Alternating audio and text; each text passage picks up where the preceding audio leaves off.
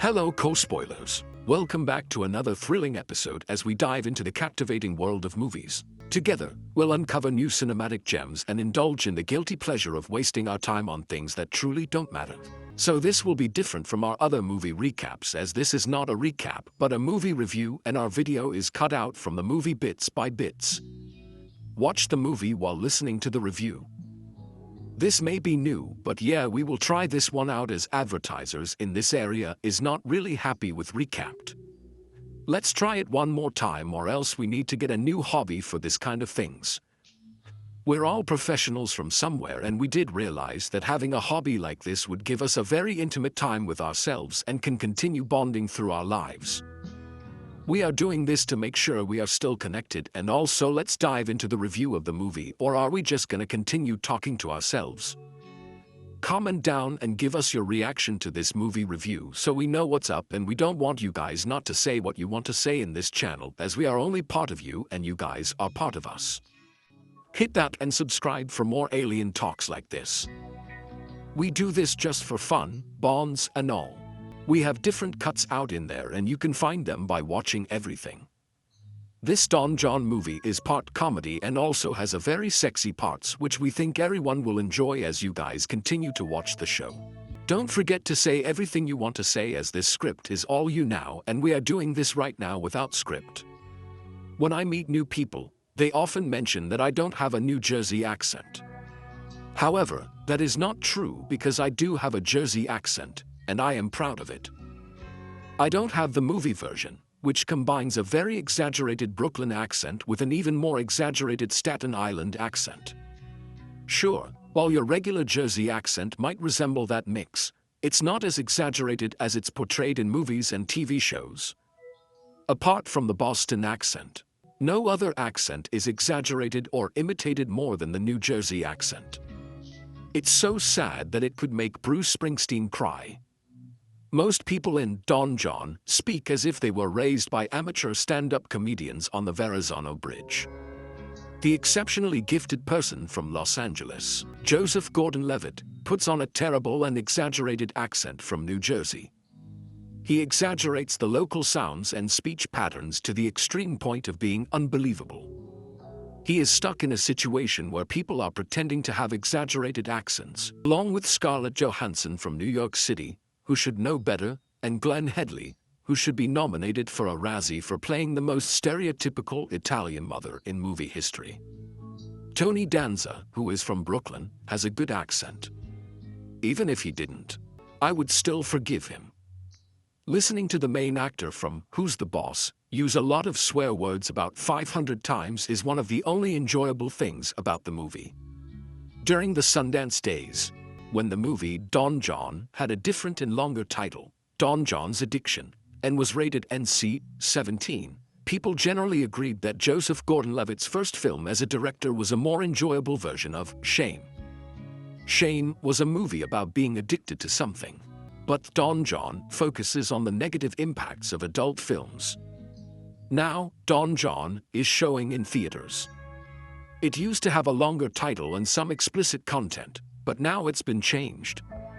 It's coming out after another movie about people addicted to something called Thank You for Sharing.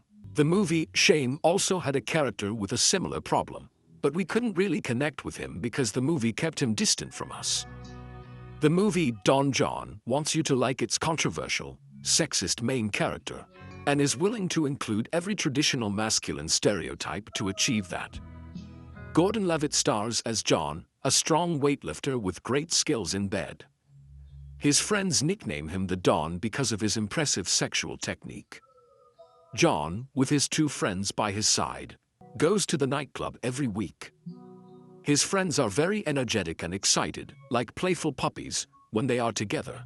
John and his crew talk about and rate the many women they stare at, but their conversation is not smart or exciting.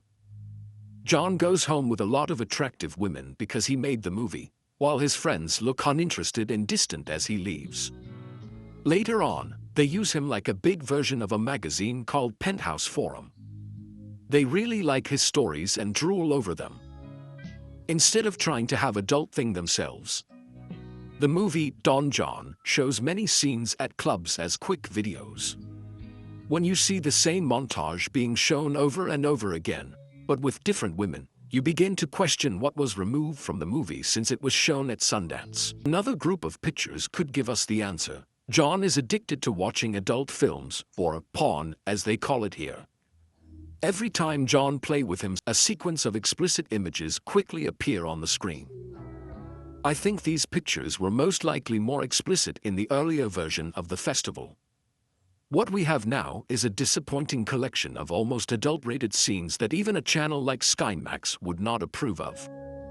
Don John explains why John is addicted to adult films. And this is where the movie starts to show a lot of sexism. Instead of just saying that addicts prefer fantasy over reality, John has to say that all real women mainly desire the simplest and most basic normal position, called the missionary position. Based on how successful he is, it's hard to believe that none of the attractive women he pursued were interested in anything adventurous or unusual. He says that he can't get as absorbed in other things, like he does when watching adult films. Once the blame is put on his conquests, Don John brings in 4 women. 3 of them are annoying and stereotypical characters, including a nagging and manipulative girlfriend, a controlling mother, and a quiet observer. Scarlett Johansson is the girlfriend in the movie. She gets very upset when she finds out about John's hobby. However, she is portrayed as a difficult, demanding, and arrogant person, which makes it look like she is treated unfairly. In simple words, Don John is critical of Scarlett Johansson for urging John to take evening classes to improve his job prospects. Their final scene together unnecessarily tries to manipulate the audience into feeling sorry for John. This comic character had potential, flaws and all, but the script didn't give ScarJo enough to work with. John's mother, Hedley, is only worried about her son not being able to find a woman who can have children for her. When she believes he has discovered her, Hedley acts excessively and goes insane. The mom loves John a lot and argues with her husband, who is unfair to women, while not paying any attention to her daughter, Brie Larson. Larson doesn't speak for most of the film, so you can expect her to say something very meaningful at the end. Wait until you find out what it is. The final woman introduced in Don John is Esther. She is a student with John in their night school class. Because Julianne Moore is the actress, we can expect that her character will have a hidden, sad secret. Julia Moore and have awkward interactions that add some excitement to Don John. However, the excitement fades when you find out what her true intentions are. You may have heard of characters like the Magical Negro, but in this case, Julia Moore portrays a character called the Magical Hot Mom. Don John is a movie that is supposed to be funny about doing it, but it's not very entertaining and you have to make all the effort to enjoy it. Gordon Levitt's direction is boring and lacks creativity, and his screenplay is a mix of poorly edited scenes borrowed from other movies. The movie Don John tries too hard to be popular and the plot involving adult films feels forced and is only there to try and make the movie different from Saturday Night Fever. Unlike that movie, Don John lacks depth and has flat characters. There is one really interesting part in Don John, which talks about John's morning routine on Sundays, including getting angry while driving, going to church, and confessing his sins.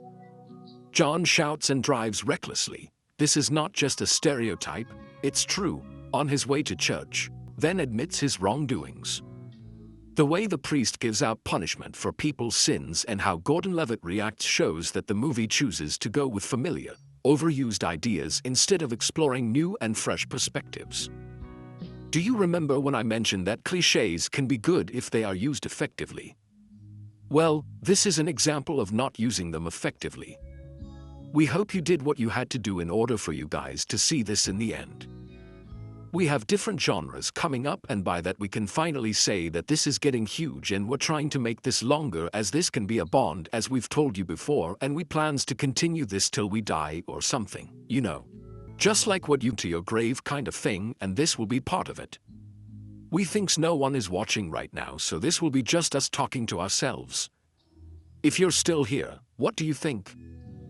comment down and intrigue someone to hop on our talks and continue talking in the world without anyone knowing.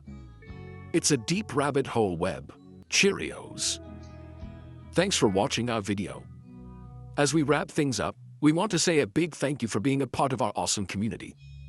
Don't forget to hit that subscribe button so you never miss out on our future adventures.